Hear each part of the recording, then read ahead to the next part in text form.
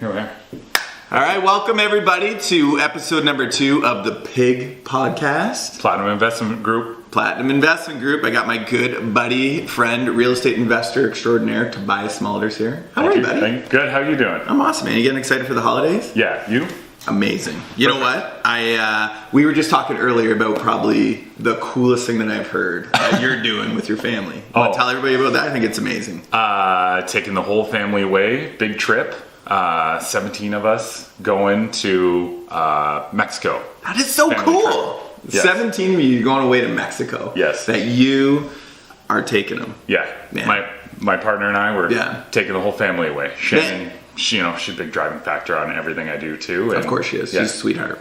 Now, could you have done that without real estate investment? No, never. Yes. All right, we're done. That's how we got to tell people, right? But end of show. Yeah. But it's amazing, you know what? Like, I'm sure a lot of people listen to this do the dream boards, do all the stuff that you and I have done, Yes. right? I remember doing my dream board years ago, and to be able to take your whole family away, I would say that's probably on 80 to 90% of people's dream boards, and Totally. You're doing it. That's so fucking cool, man. Top of the list for us. I'm so happy for you, man. We had a couple year plan for it. Yeah.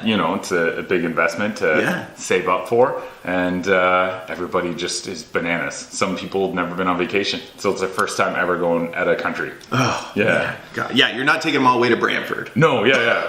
No offense to Brantford, okay, just kidding. No offense to Brantford, right? I love Brantford. Yes. So today, let's get into the meat and potatoes and talk about buying like your first investment, rental. right? Yeah. Because I think it's kind of like all fine and dandy to, get there at the end, but how do you get your first one, right? Yeah. So I think, what do you think? So let's dive in. What's the first step you think? So someone wants to buy their very first rental property. What do you do first? I think very first rental property, there's two scenarios. You either don't own a house and you live at home. Yep. Or rent or something like that. Yep. Or you have a house already. Yep. And that's probably an easier scenario. So let's do that. Yeah. Option 2 there. If you have a house, live there for a little bit. You talk to a good mortgage broker, somebody like Brian. I know one.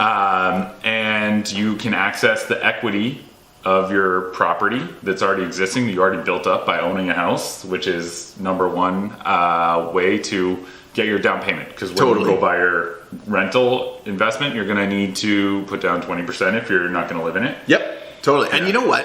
This is something, and I love this scenario because if you already own a house, right? Chances are you've got equity, especially if you bought it maybe 2, 3, 4 years ago. Market's gone up quite a bit. Yeah. And you're sitting on your down payment. And I get so excited about this, and it's not just the coffee, because what people don't necessarily realize, if you already own a home and you're worried about taking a risk, you're going to borrow the money from your house, you're going to refinance it, take out maybe a secured line of credit. We have lots of options to do that. And essentially, you're buying with nothing down. Yeah, it's like 100% financing. It is, because 20% of your money is going to come out from where you live. Yes. So that's borrowed money again. Yeah. And then you're borrowing the other 80% on the house that you're buying. So essentially, it's 100% finance. Now, what do you think about that when people say, oh shit, 100% that's scary. I don't want to do that. Mom and dad said don't borrow all that money. Yeah. Right? Because I think that's what people say. I think it's the shortest avenue to that goal of second home ownership. And then actually another option is some people, they go for the option of upgrade. So they buy their new house that they like better and they keep the old one as a rental. I and like you can that. still borrow that money, but now instead of doing 20 down, you can get away with a little bit less, pay CMHC.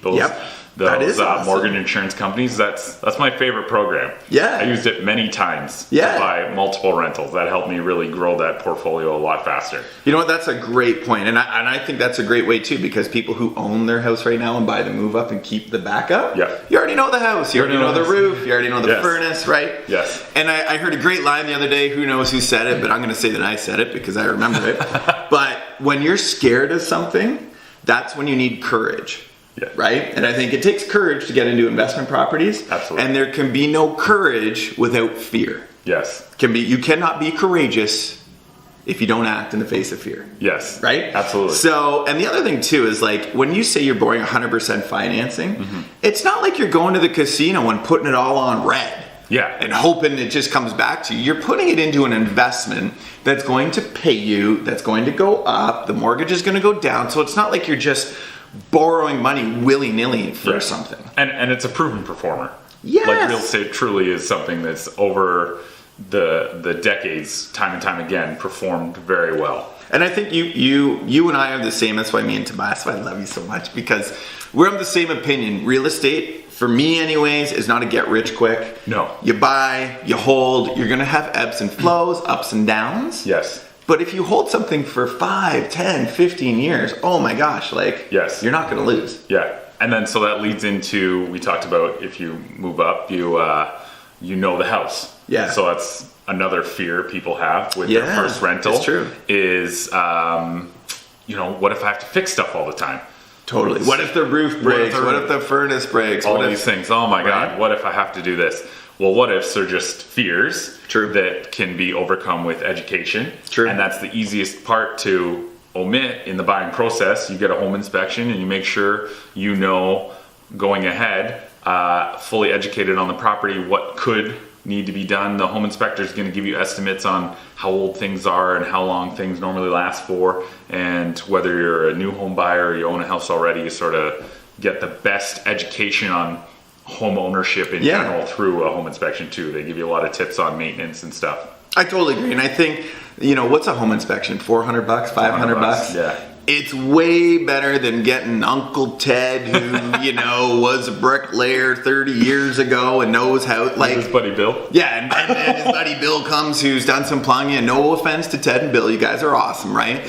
But pay the money. You get what you pay for. Totally. Right? You get free advice. I'm sorry to say that's what it's worth. Yeah. Right? Yeah. So pay for a professional home inspector to go in and do it. Right? Absolutely. What would you say, because people, fears come, and I like this one. What would you say the most expensive thing is that you've had to fix on one of your properties? Now, I'm not talking a big gut job or reno, right? Yeah. But you've owned, hundreds of, you've owned lots and lots of units. And would you say, what's the biggest, oh shit thing that's come up that you had to pay for? The most expensive thing, now I didn't have to pay for it, but I know that it's widely, the most expensive thing was to rewire the whole house and upgrade the service. And for a bungalow, that's still under $10,000. Cool. And for a 2.5 story, like my house that we did in stages, the service was already done, that's around $15,000. So that was rewiring. That's basically, it was knob and tube. It was knob and tube. Brand new everything, top to bottom. Licensed electrician went in and did it for somebody. And I would say that's the most expensive thing. But you would know about that from a home inspection. From a home inspection. So that's kind of something that, that's the most expensive thing, because I know a lot of times our brains start to worry, right? These costs. So what would be something that's really expensive that you would say that a home inspector...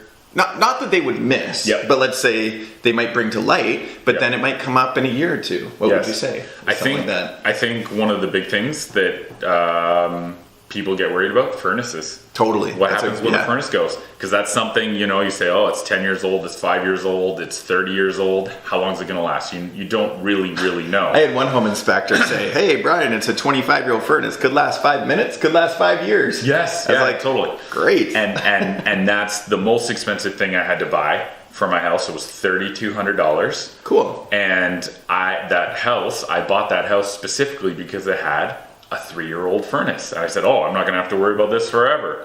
And it's funny. The furnace 5 years later, so it's 8 years old. So that's it's still pretty new. Yeah, totally. Cracked heat exchanger had to be replaced. And then we have another house, the furnace from 1980. It's still going probably. And it's still going strong. I know. So I would say that's an unexpected cost. Yeah. That a home inspector wouldn't exactly know the time, but you can get still a good idea. You know what? I love that, because I would have to agree. I would say the furnace has been by far my biggest sort of, oh shit, that needs to be done. Yeah. But when you're getting into rental properties and you're getting your first, and if your biggest unforeseen expense is $3,000, don't forget, when you move in, you're getting first and last. Yep. Or when the tenant moves in, you're getting first and last. So if you've got, a single family being rented for $1,800 right now, $3,600. You have $3,600 in your bank account. Yes. Right? Yes. So even half of that, you're halfway there to your biggest expense. So I think educate yourself and understand that, you know what, you're gonna get bad advice from people that don't know what they're doing. Totally. Listen to this guy. There we go. He knows what he's doing, right? Yeah. So I think second step, once you get your pre-approval and all your financing set up, find a good realtor. We know one. Yeah, call me if I'm not your marketplace. Hamilton, Burlington, Halton area. Call me anyway, and I'll set you up with a partner. We have multiple partners all over the country that can get you into a good space. And I think, you know what, of course, we're going to put shameless plugs in here for ourselves, right? Yes. But I really want to say it is important, right? Because I think if you're buying an investment property, it's important to deal with people who know investments, right? Totally. And Tobias knows investments, right? You own investment properties, Yes. you've dealt with investment properties. If someone who doesn't own investment property is trying to sell you one, how valuable is the advice, right? Yeah. It's kind of like, I equate it to the personal trainer that